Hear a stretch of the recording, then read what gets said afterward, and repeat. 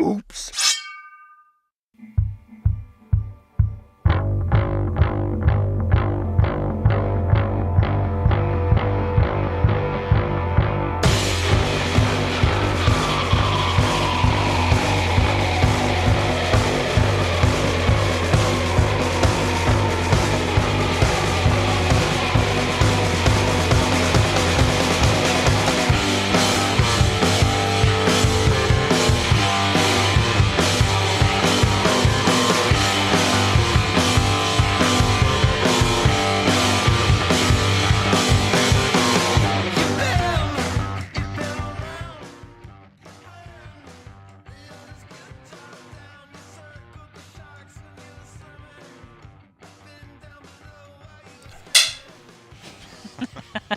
Good work.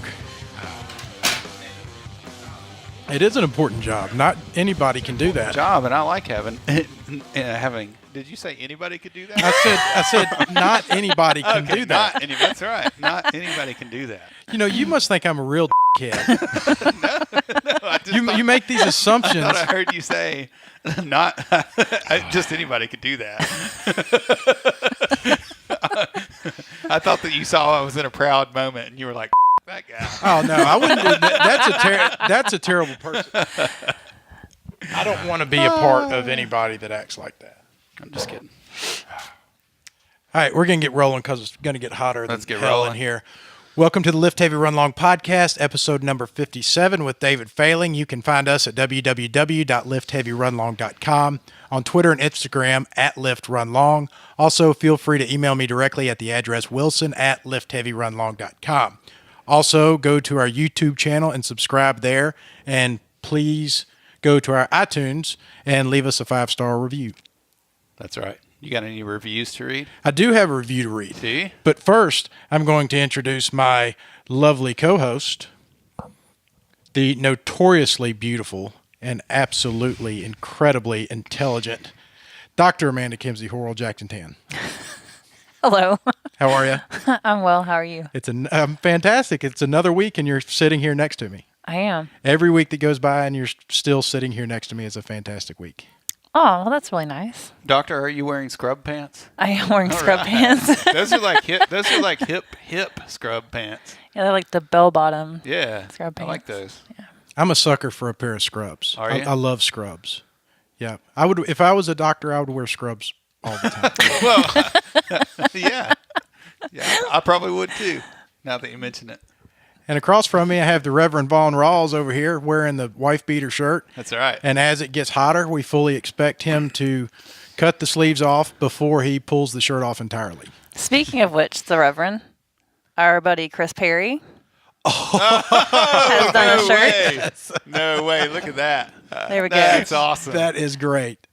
Just to make sure, in case you forget. You can't beat that. No, you really can't. Will it hurt your feelings That's if I cut the that's sleeves the off? camera. That's You the know I camera gotta you cut need the to be. sleeves off of it. You need to be pointing it to that one You know because I got to cut the sleeves off of it. you're forgetting that not only do we have a second camera, we that's also right. have a cameraman.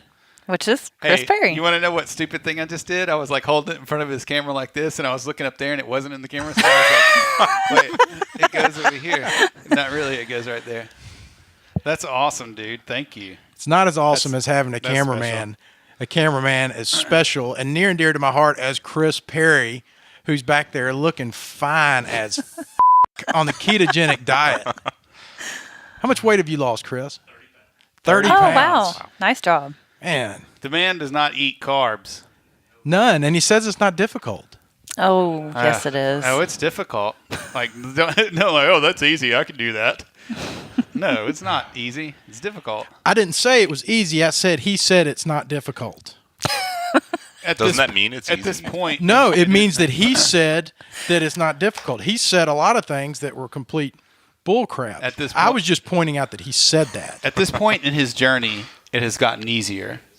It's not a problem. He's used to it.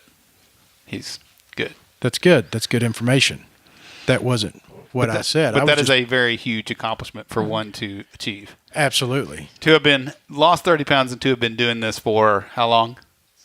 Since February. What? That's like, I don't know, 6 months. and all the good things that have happened since then. He says he jumps out of bed with energy, and not to mention he landed a non-paying job as a cameraman for the Lift Heavy Run Long podcast. That's a special position.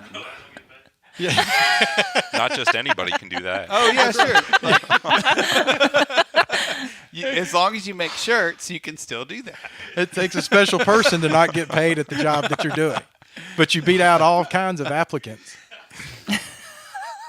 And we're here with, man, we got a room full of doctors in reverence. We have Dr. David Failing, PhD. You're a doctor, too? Yes, sir. Yeah, he's a math professor at Lewis. Yeah, Lewis University as of this August.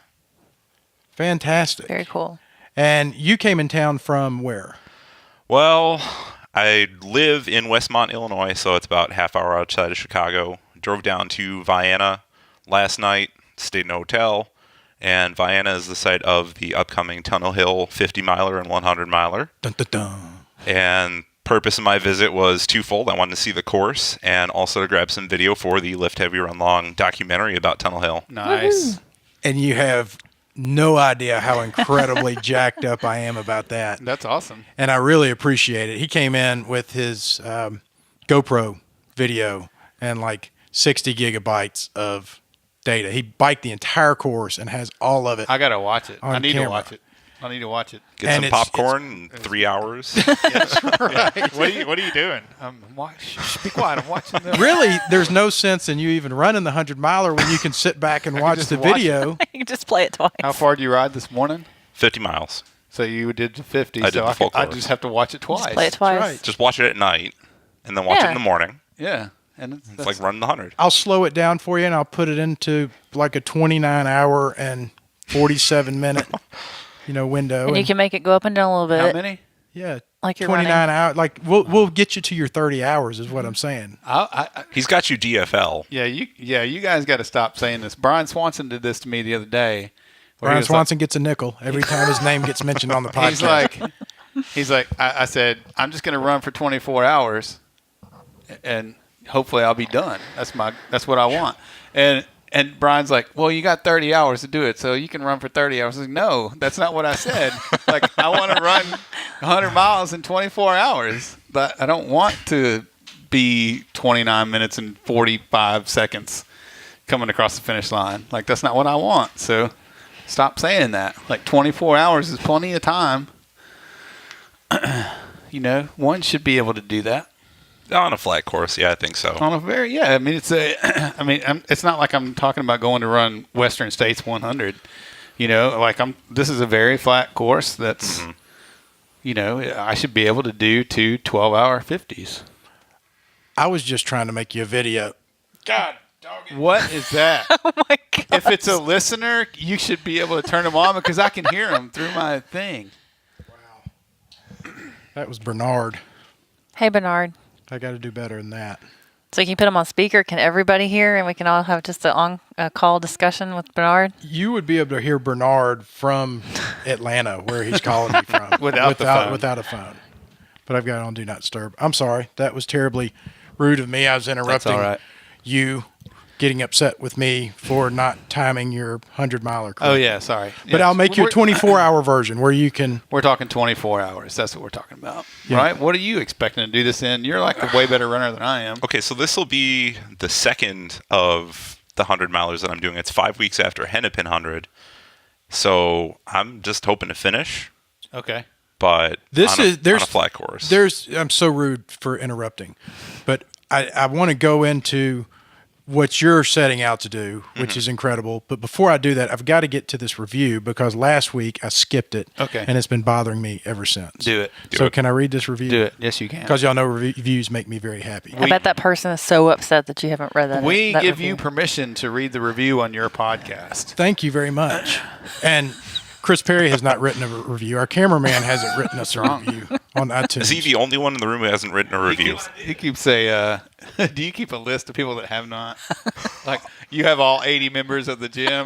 Like, you check them off It's like, as they go. and it's constantly massaging. It's skipping over people that I know, and I just pick up on them. And you're in my crosshairs, buddy. Did you really? Well, now I feel He like David, have you written us a review? I was the last one that you read on Chris Hope's episode. Chris must have been the pink dolphin 69 at AOL.com. That one we couldn't figure out. That was it. Okay, here we go. This one's 5 stars. These guys are hilarious. I've been CrossFitting and running for the past 3 years, and it's hard to find anyone that accepts both these activities as acceptable simultaneously. These 3 are super motivational without being pushy. I really like that they interview regular athletes and show that anyone can be successful at whatever they want to do. I like that they keep it real and don't get too serious about anything. This is an enjoyable podcast that I look forward to every Wednesday. Keep up the good work. Vaughn, Wilson, and Amanda, thanks for making my Wednesdays a little bit brighter. You keep me motivated to lift heavy and run long. Such an awesome group of people. That's awesome because that's like the second one that I got to mention in. And I'm like, yeah, it makes me feel good. You've been mentioning more than... No, I'm counting. That's the second one. So you're no better than I am, huh? I'm not really, but I'm just saying. That was from Mandy RX. Shout out to Mandy. 2012. Yep. You know how much I love these things. And my wife knows how much I love these things. And then come to find out who Mandy RX 2012 is. Is it you? So I have to subtract it from my mention. So I'm not worth it? I'm not worth a count? You shouldn't have told me. You really shouldn't. I didn't know how to handle that. Well, what was funny is he didn't know who it was. I had to tell him who it was. And I was like, immediate depression. It was like, I felt the same way. I mean, it was just like a shot in the gut. And I just stood there with that awkward smile and sweat running down my back like, I get it. So mine doesn't count at all for anything? Yeah, it counts. Mine counts. Only I said I'm writing a review about the show that I'm on. I didn't know you guys were doing that, so I'm going to have to go write one now. Yeah. It's going to be the most epic review that was ever written. And This will be his third mention then. This will make 3. Oh, I'm This will going to be the hat trick. Nobody's going to mention but me. And Chris. And Andrea Rutledge, who is one of our listeners who left us an awesome review, she is coming to Tunnel Hill to film the race. Wow. So she will be there at different aid stations so you can tell her give her check-ins, tell her how you're doing. For us, or is she doing something separate? No, she's doing it she offered to help with the documentary. Wow. This thing is going on Netflix. Yeah. It's getting out of hand. Yeah. A lot of pressure. And you know how I am about putting undue pressure on myself, so this will be no different. Back to our guest, David Failing, who is doing something incredible. And I want to hear not only what you're doing, but what possessed you to do it and how you came about doing this in this way, because it sure is a philanthropically good thing. Definitely. So, as I was telling Amanda earlier, there's 6 100-mile trail races in the state of Illinois, where I'm from, and alongside those trail races, which all take place on public lands, there's an organization called Trails for Illinois that raises money and does volunteer work as well to both allow communities to make better use of the trails that are within them and to improve access, but they also work to do trail maintenance and even build new trails. They just worked on a brand new 3-mile stretch of trail in Charleston, Illinois this year. So as part of that, one of the first 100-mile races in Illinois that I heard about was the Hennepin 100, which is 5 weeks before Tunnel Hill, as I mentioned.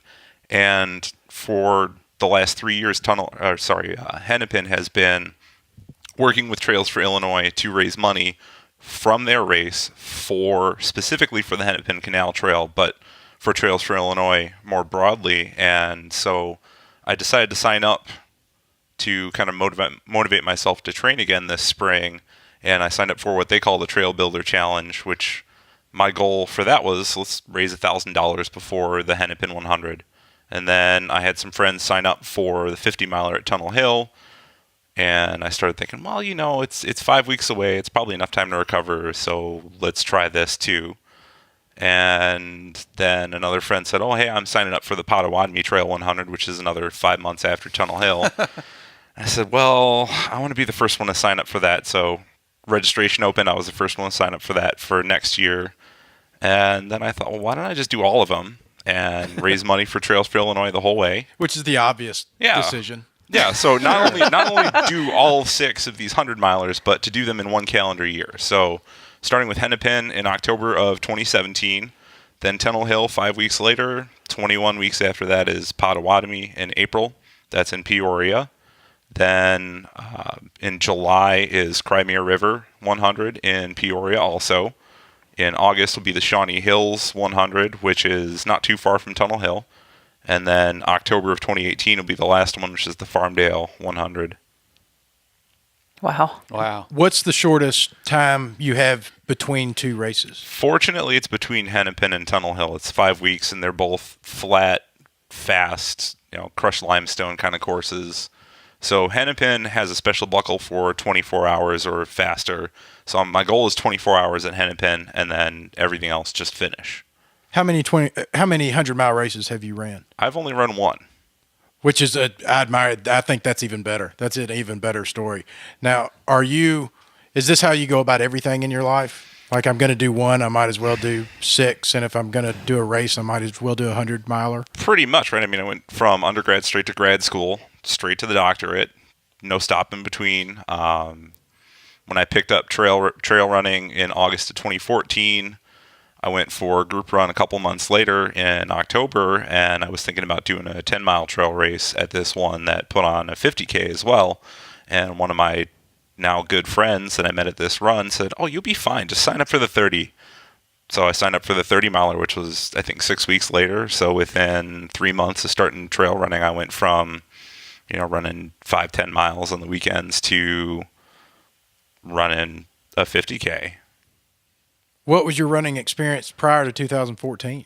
Prior to 2014, so I started running 5 years before that with the Couch to 5K program, and just ran around the neighborhood, signed up for the Richmond, Virginia Marathon in 2011, and got tendinitis about 6 weeks out. So I had done my 20-miler for that race, and that was the farthest I had run prior to doing this 50K 3 years later.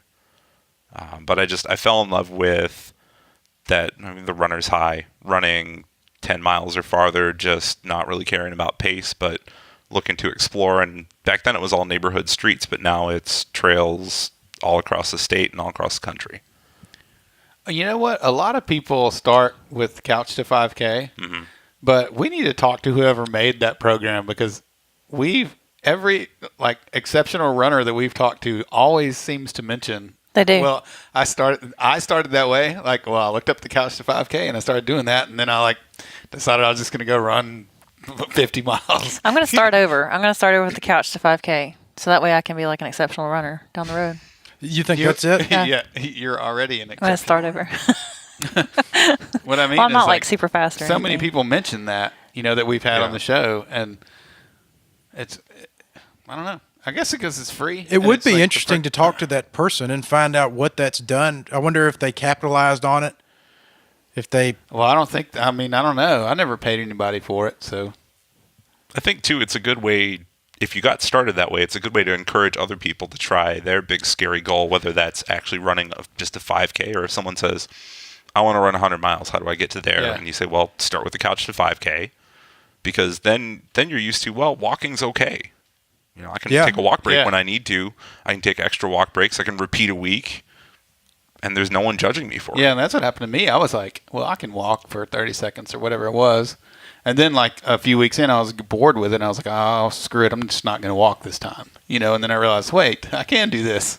So it's just it's a huge confidence booster. Maybe that's what it is. Well, and the reference of how do you eat an elephant one bite at a time, that Couch to 5K shows you, how you just go from, I remember 3 minutes, the day that I had to run 3 minutes straight on the treadmill. And that was a big jumping off point. Like I'd gone, I'd done the 30 seconds on and 30 seconds off or whatever it was. And I was about to throw up because I was so nervous, because I was going to the 24-hour fitness to get on the treadmill and try to run 3 minutes without stopping. And then, somewhere along the line, you just kind of wake up and you're doing ultras. Yeah. Well, let's get back to that. Let's talk about your first 100-miler. Okay, so first 100-miler was October of last year at the Arkansas Traveler 100, which nice. was very nice. It was a challenging race. Yeah. You know, it's mostly on fire roads, so the terrain's not technical or anything, but it's got about 12,000 feet of gain over the course of the 100 miles. That's compared to about 120 feet of gain at Tunnel Hill. But I had a great community of trail runners, small, but in Quincy, Illinois, where I lived for the last 3 years, and my buddy John and I were training for things together for a while, and he said, you know, I'm thinking about doing Arkansas, and I said, well, I still haven't done that 100-miler.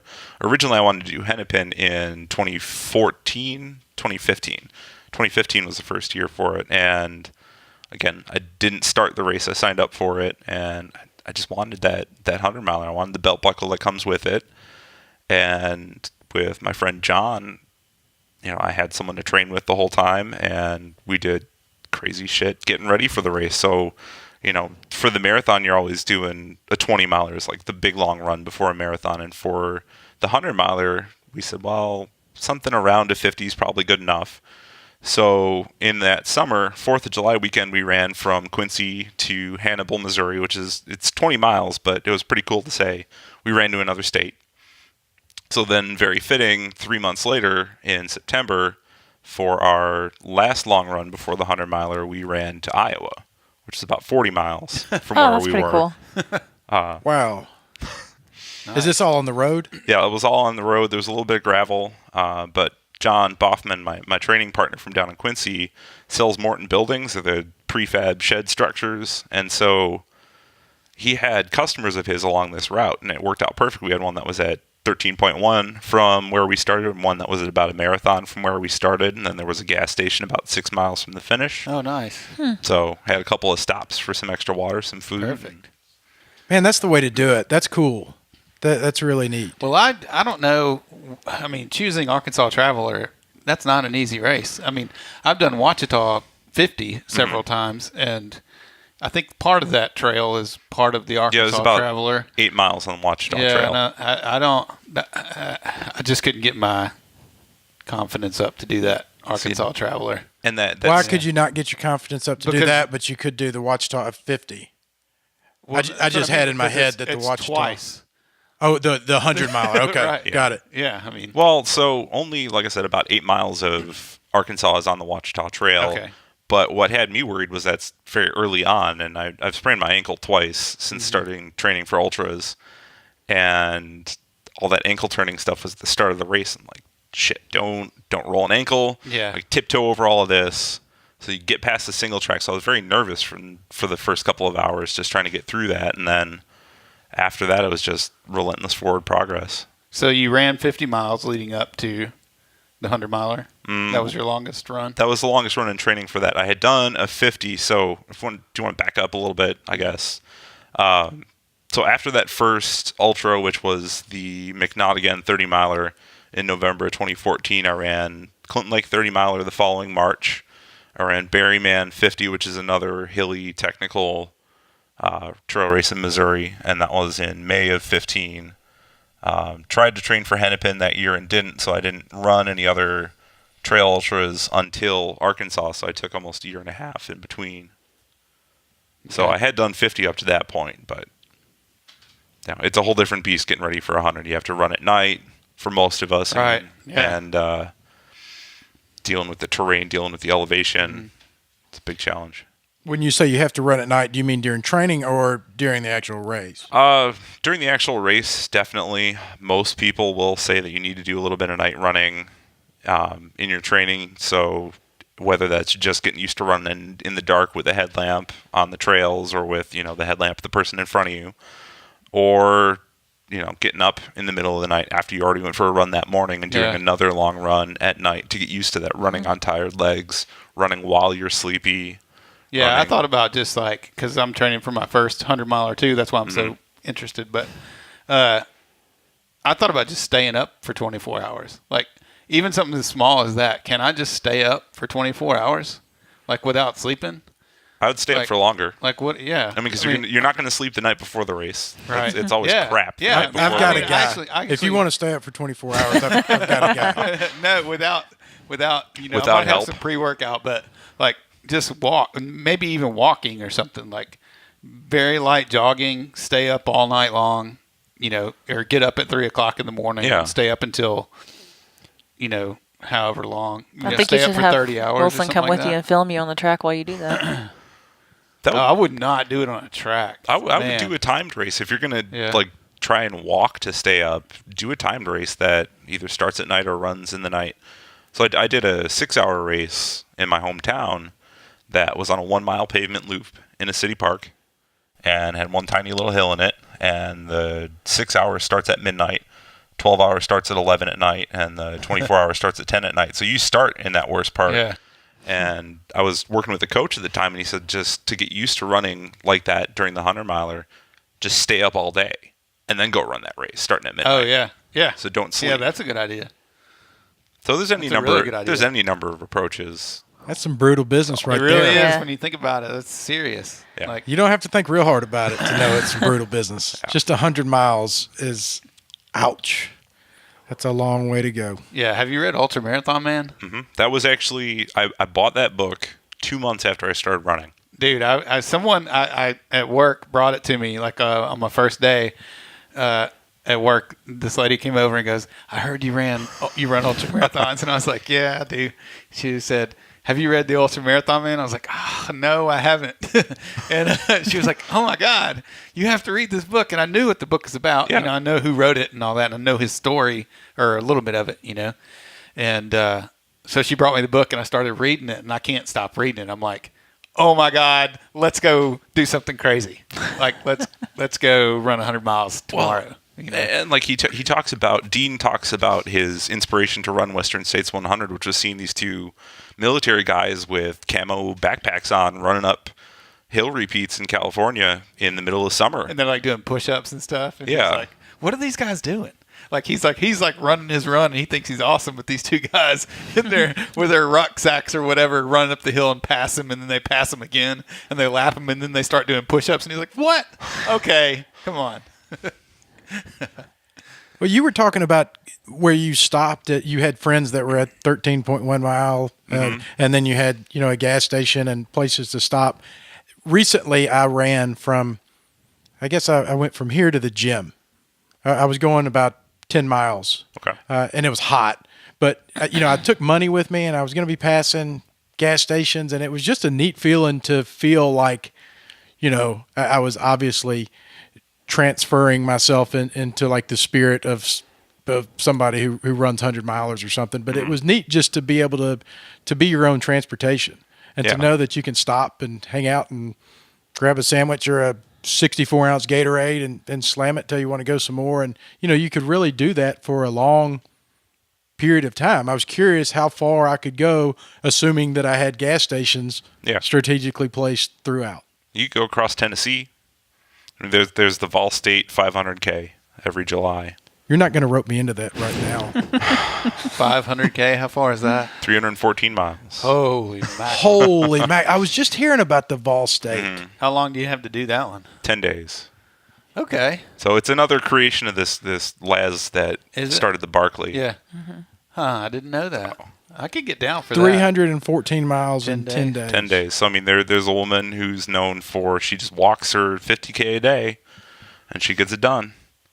I like the sound of that. 30 miles a day. That's no joke, though. Yeah. Like 30 miles a day for 10 days. And I just listened to a podcast from the winner 4 years ago, Alan Abbs, who's done the fun run at Barkley, which is just 60 miles. I know, just 60. Yeah. Right, at Barkley. At Barkley. And there's two divisions. You can do crewed, so you have a person with a support vehicle following you along, or you can do screwed, which is without a crew. And Alan Abbs was interviewed because he was the winner of the screwed division in 4 days and 11 hours. Holy shit. He slept for 3 hours that stretch.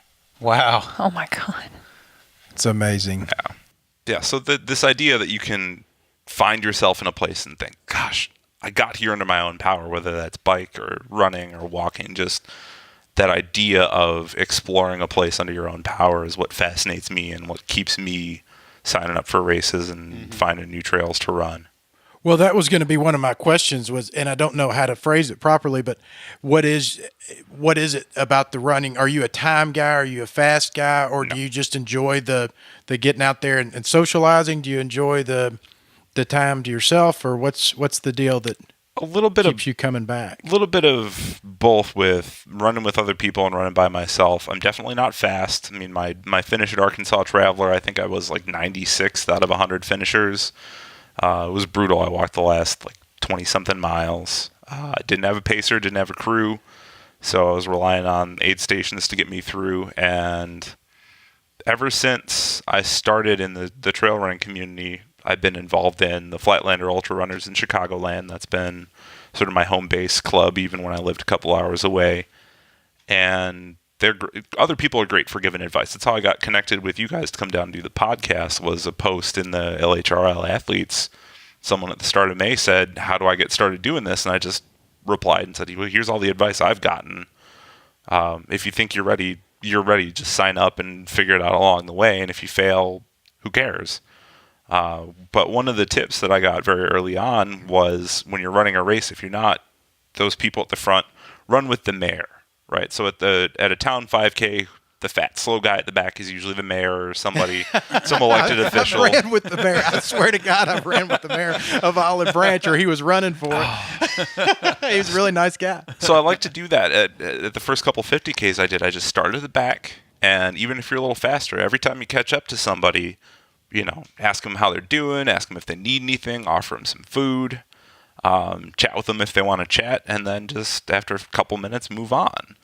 So at the second 30-mile race that I did, people were sitting at the finish line, which is in this parking lot, and I got to sit in a chair with a bunch of friends at the end, and as people were coming in for their finish, all these people I had passed throughout the day, I knew them all by name, I knew where they were from, I knew, if this was a race that they were going for as their first one, or if this was on the way to something else. So it was just really cool to get to know people that way by spending a little bit of time with them on the trails. And a lot of the guys that finished ahead of me were people with, twice as much experience, and they're moving a little slower at the start, but they have that staying power. So. Yeah, it's so awesome. I've got it's so awesome how the community is, or how it works when you're on that long trail run and you talk to people. I've got multiple Facebook friends now that I haven't talked to in a couple of years. But if I see those people on the trail, I'm like, oh, I know you, blah, blah, blah. I just like that about it. Everybody is so, when I was at Tunnel Hill 2 years ago when we were there, was it 2 years ago? Mm-hmm. I ran by somebody and they were in the Idiots Running Club. And I said, what's your number? Or he was asking somebody else what their number was, and I said, I'm 14. And he goes, you're number 14? And this guy was like number 2,000 or something. And I was like, wow, that's crazy. But now I know those people, just because of that conversation, which is, I just think that's really cool, It's great to get to know people on the trail. And I've been past it when there's laps involved, and you get lapped by people, and I've had people say, good job, love your blog, or I can't wait to read about your blog. I'm like, whoa, I don't know who that person is. That's really awesome that, not only will they say something like that, but they could easily be like, get out of here, fat ass. Quit slowing up the line. But they're like, yeah, you got a place out here. My favorite is getting behind that group of 2 or 3, 60-year-old dudes that are 60, 65, white-haired, and just they don't give a shit about anything. But they do this all the time. Mm-hmm. I'll run 100 miles, 50 miles, whatever. We love this, and they're just moving right along and just having the best time, just chatting it up, and you'll learn stuff from those people like you would never imagine. Yep. And that's my favorite. As soon as you said that, my guy, my 65-year-old guy popped in my head, and I'm sure everybody has that 65-year-old guy that they look at and say, I want to be like him, and they just make it look like exactly what it's supposed to be. Right. Just a nice day of getting some exercise and enjoying yourself. Hopefully, I'll be that 65-year-old dude in 20 years. Yeah, I want to be. And I would hate to think about how many people don't do this because of their idea of what it looks like to run a 50 miler or a 100 miler. And like you saying, you walk the last 20 miles and how acceptable and expected it is to walk and run and enjoy and take it all in. And, that's what it's all about. And it's not like what you see at the beginning, on the Boston Marathon where everybody's like, cruising along at 5-minute miles. I mean, I guess there are a few people that run hundreds and 50s like it's a marathon, but most of the people there are very few people that don't ever walk at all during a 50 or 100. I mean, I'm practicing walking. I go out Saturday mornings with my dad and he's not a runner. We do a 4-mile loop around the neighborhood, and he's pushing 14:45 pace on these walks. I'm like, if I could be walking that fast at the end of a 50 mile or 100 miler, I'd be real happy. No doubt. Oh, I can't walk worth a crap. How long can you walk a mile? What is like your average walk during a race? It varies. I mean, especially like Arkansas was real hilly, but on flat terrain, I'm starting to creep into that, 15-minute range. But if I'm not paying attention, walking with a mission, then it's more like 16, 17, and late in the race when you're climbing up hills, you're like in the 20s. I'll drop a 22-minute walking mile all day long. Sometimes we'll be running, and Amanda will stop to speed walk, but yet she won't be falling back. Yeah. And I'm like, stop doing that. She stops running, but she doesn't slow down. Correct. And I'm like, quit. Just for the love of God, just act like you're struggling to some extent. I just don't walk well. Well, you can practice it. Yeah, but I don't want to practice it. I've heard to practice. I've been trying to do that a little bit. I sped walked the last 50K we did at Fall Creek Falls and ended up having some better mile times than my running was. So, I mean, I think it helps. You took a class in speed walking in college. I did in college. I sure did. But when we got around the corner from the teacher, we always ran till she made the corner and we'd start walking again. Was it like a steeplechase class or something? It was just my gym credit in college. What's steeplechase? Isn't that what they call the Olympic walking That's where you have sport? to no. It's just speed walking. The Olympic speed walking is just like speed walking, race walking. I thought steeplechase was horses. Is it? I think so. You can do steeplechase with people, say but it's steeplechase hurdles all with the time. water obstacles on the other side of them. But that's where they walk real fast and they jump over the wall and run through the water. They run in steeplechase. This is the moment where we decide that I'm not invited back. I'm kind of thinking it might be horses, but now I'm gonna have to Google steeplechase. I know there's a horse race that is steeplechase. These people are walking, but they're walking like a 7-minute mile. Yeah, the Olympic The Olympic speed the Olympic walkers. 50K speed walk record is faster than I could ever hope to run a marathon. Right. It's sub 4 hours for 50K walking. Is it really? Mm-hmm. So you really can practice that stuff. I mean, I walk all the time. I walk in my daily life. I walk a lot, but I just don't walk well.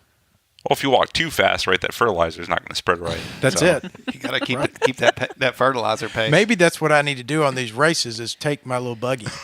I'll get Just you a an empty subscription buggy. to the walking magazine because my parents had that back in like the 90s when it was the fad to everybody go walking.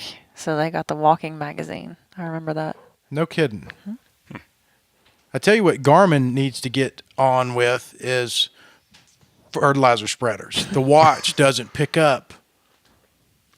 pick up when you're doing that. So you think it's how you move your arms? That's how it Yeah. tracks your steps. Yeah, because I used to.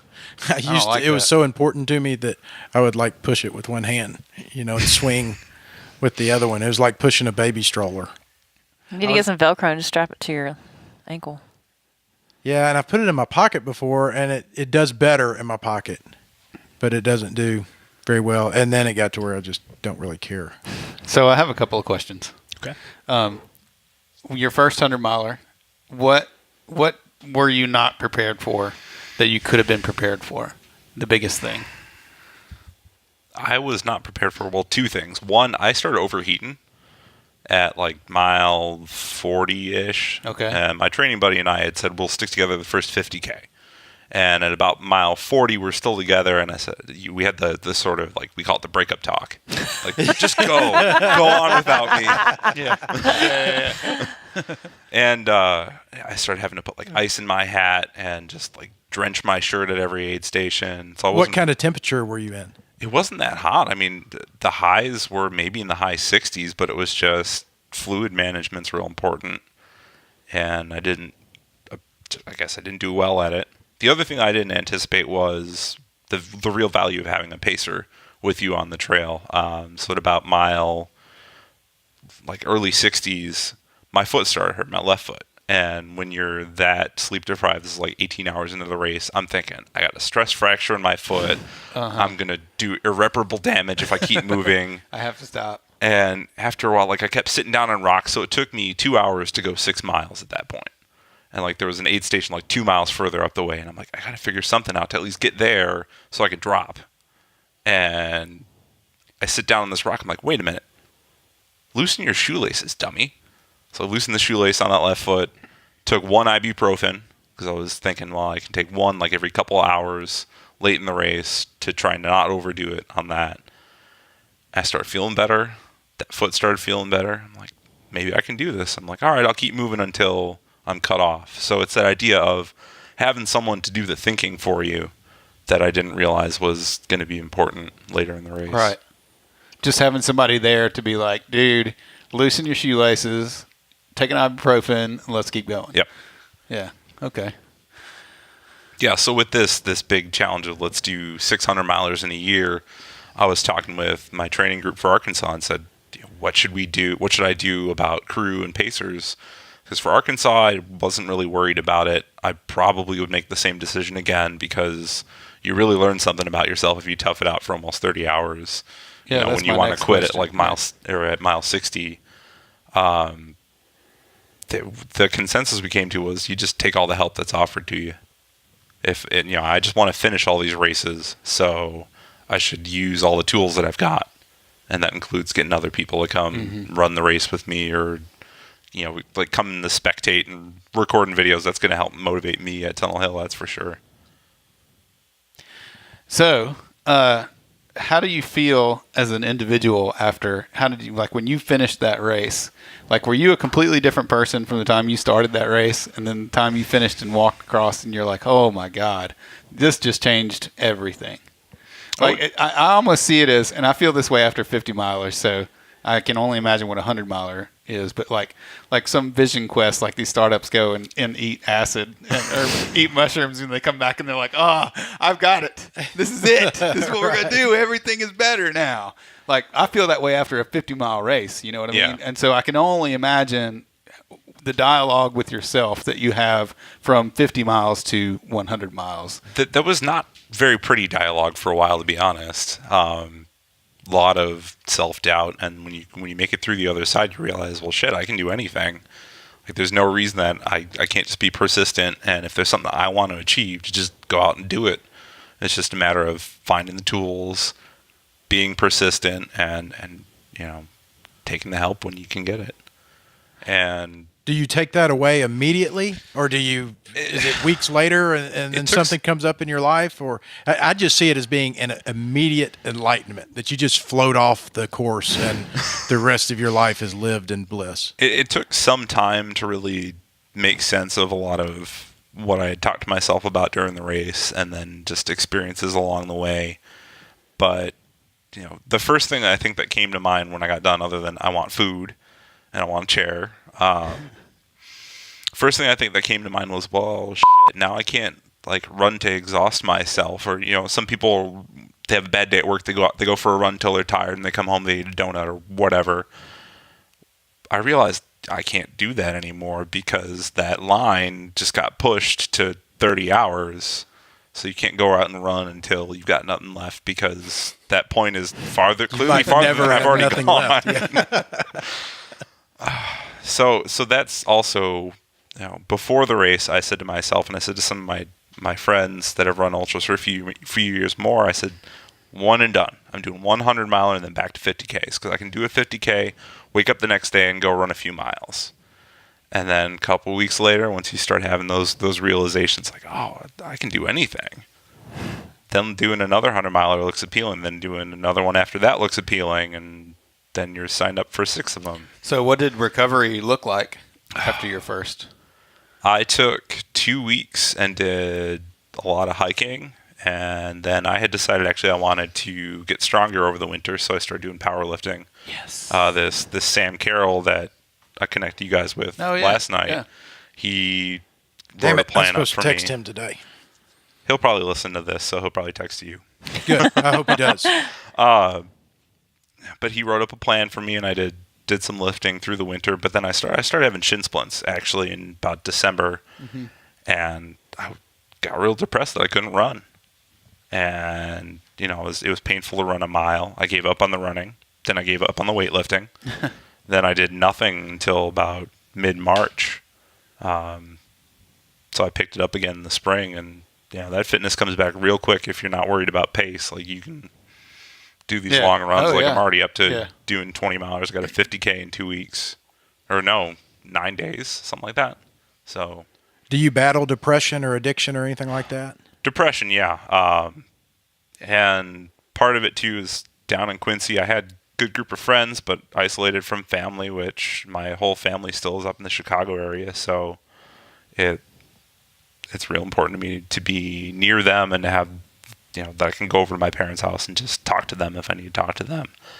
At the time, too, I was making a transition from one job to another. So, I mentioned I moved from Quincy up to the suburbs again, and I actually knew I had the job 2 months before I was able to tell anybody that I had the job locally in Quincy. So keeping a big secret, not running, stressed out about, what am I going to do with this new job? I'm retraining to teach statistics instead of mathematics. So it's a whole new area for me. And there's just a lot of things all at once, a lot of life change. And, I battled it on and off for years, through grad school especially. And it just kind of came to a head. And without running or something for a release, it just kind of caved in on itself. Has it improved since 2014, since you started running? It has, and I recognize, from these couple of periods I've had where I haven't been able to run, that I either need to find something else to do, if it's walking, if it's biking, if it's weightlifting, just something active to do with my time seems to help me process. And once I realize that that's important, there's a couple other pieces that have to fall into place to still manage it, but at least I know exercise is one of those pieces. I suffer from depression, and I suffer from just about every mental disorder that somebody can have, I believe. And I find that sometimes my depression can be triggered from too much, from when I'm fatigued. Do you ever find that doing too much or finishing with a 100-miler leaves you feeling blue at all? Yeah, that's not uncommon after any kind of race, really. Like, if you have this or just a big goal in general, right? You train up and get ready for something, and then that competition happens, or you turn in that final paper for a class, you graduate from college, and suddenly that challenge is not there anymore. There's nothing there occupying all your energy. You have this big letdown. I had it after my first 50-miler. I should have anticipated it coming after the first 100. But I'm actually thankful it happened, because now I've learned something more about myself through that happening, through going through this difficulty. I'm usually just excited because I can just sit. I use it as an excuse to be like, I'm just going to eat pizza and drink beer for a couple of weeks, and it'll all be good. Like, I just ran 100 miles. Like, you might never see me for like 6 months. Well, that's what concerns me. I'm always afraid that I'm going to wake up in the same hole that I was in 6 years ago. Mm-hmm. And so every time I don't feel 100%, then my first thought is, oh God, I'm back there. And so if I wake up and I'm not bouncing off the walls with an incredible amount of energy and all this gratitude and just crazy amount of happiness, then my first thought is, uh-oh. Well, yeah, that's what I mean, though. After you run a 50-mile race or a 100-mile race, it's not the same thing. It's like, oh, well, I know why I feel this bad. You know what I mean? I don't have the ability to rationalize that and separate that out. I just go straight to it's either really good or it's really bad. And if it's not really bad, it's on its way to bad. It just hasn't gotten there yet. After I finished the Tunnel Hill a couple years ago, when I say I sat on the couch and didn't do, I didn't do nothing. There was no CrossFit. There was no running. There was me and Cheetos and driving Pedro around in his truck. And then St. Jude was 2 weeks later, 3 weeks later, and that thing about killed me. A few weeks of doing that is not going to prepare you for a marathon. So speaking of a few weeks, what's your plan for running 100 miles, having 5 weeks to recover, and then going and doing that again? Well, because it's really smart, I'm going to sign up for a 24-hour race 2 weeks after Hennepin. Okay. I was going to say, that's what you need to do. The idea being, so I mentioned my father's not a runner, but after I finished Arkansas, he started getting a little more interested in these ultras that I've been doing. For a while, It was just sort of like off to the side. I didn't talk about it much because I figured everyone thought it was strange, and it is. In my family, it's strange. No one else in is everybody's a family, it's really strange. Nobody can get their brain around it, really. But they support you with it. Yeah. And so my dad and I, like I said, we started walking more together. We've done this on and off for a few years. It's a good way, especially after a race, for me to recover, just get out there and move the next day. And he asked me, he says, do you think I could do a marathon? And he probably wouldn't run, but I think he could do it. We've talked about hiking around this private lake that's in Wisconsin. That's about 20 miles, 6 more miles. There's no reason he can't do it. So I want to sign up for, it's the St. Pat's 24-hour in South Bend, Indiana, raises money for ALS. And I figured get him to sign up for the 24-hour too and just walk with him. Get him that marathon. If we got to take a break halfway through and take a nap, who cares? That'd be awesome. That is awesome. To cover the distance. Yeah. So, you need to move at some point in those intervening 5 weeks. Recovery is more important than more training. So I thought, well, I'll take 2 weeks to just kind of do easy, whatever, biking, walking, a little bit of running. Go to St. Pat's and hike. Whether or not he comes, I have a bunch of other friends going to it. And see what I can do in that time. And then in the next couple of weeks, just kind of taper again, basically, Yeah. Make sure to give that man a Lift Heavy Run Long sticker. That is sweet, man. Yeah. I have a question. Mm-hmm. So I think I've learned, I've only done 150 miler, but I should have, I think, changed my shoes out at some point. Do you change gear or shoes out at any point in your races? Or do you recommend anything like that? The only time I have changed anything during a race was during my 50 miler. It poured rain, and it was a 25-mile loop. So after the first loop, I changed my shirt to be dry for 30 seconds. And that was about it. Okay. I haven't changed shoes during a race. Haven't changed socks. You do body glide and reapply it whenever you think you need to. But I'm also gonna run in Luna sandals for the first 200 milers this year. Can do Tunnel Hill and Hennepin in them. Wow. So because then you don't need to worry about gaiters. That's crazy. You can just pull it aside and get a rock out. So I'll pack shoes. For drop bags, I'll pack shoes, I'll pack extra clothes. For Arkansas, I put long sleeves in there in case it got cold. I put dry hats in case I wanted another hat. You don't have to worry about gators. that is the ultimate. That's like a serial killer saying, well, I don't have to worry about guilt. I can't believe you're going to run 100 miles in those shoes. I've Those been, sandals. Those aren't even shoes. At this point, none of it they got surprises me. tread on them, though. They're Okay. Yeah. Wow. Those are so that's thin. awesome. Those are so thin. I've run up to 20 miles in them so far. Well, 23 I did last week at Hennepin, just practicing on the canal with my run-walk strategy. So, Yeah. What do your So do you put regular shoes? What are your regular shoes that you put in the drop bag if you need them? ultras. So I ran the Arkansas 100 in Ultra Lone Peaks, like the nice wide toe box. Yeah. Probably for Hennepin and Tunnel Hill, since they're flat, I'll put some kind of road shoe with a lot of cushion in it. Put it at the 50-mile point so that if my feet are really fatigued, then I can put those on. Like if I'm reduced to walking at that point, then I got something comfortable to walk in. Mm-hmm. Wow, that's pretty impressive. Yes, it is. Super impressive. All right, we have about a minute left, or we're getting towards the end of the show, and this is the point where I'm going to be quiet because I know that I talk over people. So if there's anything that you'd like to ask our guest, now is the time. Yeah. What's your advice for me going into my first 100-miler in November? Don't listen to Brian Swanson and run 24 hours and then stop because you might not be at the finish line. You need to be okay with whatever your time is. Oh, yeah. I'll be okay with it. I hear what you're saying. You really Yeah. going to be okay with it, though? I mean, Maybe. I'll work on that. letting go of a finish time really helped me with Arkansas. Yeah. To just realize, okay, I came here to get the buckle. Damned if I care what the time is. I'm going to finish this because that's what I came here to do. Yeah. Hennepin, I got a separate goal, but that's because, I think I can do it. It's flat. I know what I did at Arkansas. It's not flat. But just have fun, too. Talk to a lot of people. Be quick in and out of the aid stations. That's another place that I've lost a lot of time in races.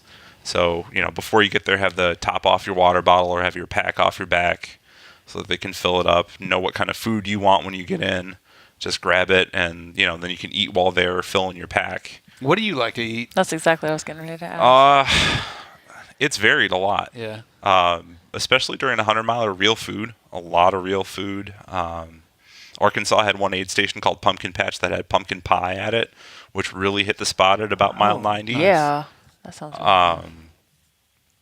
I started out my first couple ultras, I carried whole Cliff Bars with me because those sat really well. Mm-hmm. I switched to doing the Huma gels, which are chia seeds and coconut water and fruit. I mean, it's all real stuff. Mm-hmm. But I tried those on a training run again recently, and they didn't work too well for me. So now I'm thinking about trying something like dates or just something lightweight but palatable that you're going to be able to eat through the whole race. I ate a lot of potatoes with salt too at the aid stations because that's a good way to just get bland calories and some electrolytes. I got a lot of thinking to do. That you do. Do we have time for a shameless plug? Absolutely. Oh, yeah. So it's not shameless at all. You can plug whatever you want. Well, so we talked about fundraising, and I want to make sure we can put this in the podcast description for sure, but hennepin100.causevox.com/David Failing. It's my fundraising page for Hennepin, and after Hennepin is done, so I mentioned I want to raise $1,000 before each of these races. So I'll be blogging about training for this and exploring trails in Illinois at trails.davidfailing.com. That's going to have an updated fundraising link for each of the races as well. So I hope people will come check it out. I hope people will donate money because it's a great cause, even if you don't live in Illinois. Just the idea of supporting trails that allow us to do these crazy ultra runs on them, I think is really important for us to do. We'll make sure we put links everywhere. And you'll send these to me as the races come up, each one, and we'll post them online and make sure we get that out as much as we possibly can. And you know what we should do? We should do like a check-in via Skype or something. Yeah. 'Cause I know you can't. It'd be cool to have little mini podcasts. Yeah. Like you just ran Like your first follow one. up. Well, we can do one in Tunnel Hill. Well, yeah. 'Cause you'll be there. But, then the subsequent ones we could give you a ring on Skype and be like, just check in with you on a show. Well, and I've been taking part in the LHRL documentary for Tunnel Hill too, so it's real easy for me to send videos, and I'm comfortable talking to Wilson holding my phone at arm's length. So Nice. We've gotten to be like that. It takes time. That's awesome. Takes a few Dropbox videos before you get to that level, but we're on that. David's going to stick around afterwards and do his interview for the documentary. Oh, nice. Yeah. Nice. So we're taking care of business. Sweet. that's right. What else you got, man? You want to talk about anybody? Give anybody a shout out? I mentioned my training buddy John Boffman. He's probably going to listen to this. Sam Carroll, who owns Shadow CrossFit in Quincy, Illinois, is going to talk to you guys about Sugar Wad, which I, other than having seen it on his feed, I really didn't know anything about. But I knew he. Where does he live? Would Sam come here and do a podcast? He's about as far away as I am. He's crazy enough he might.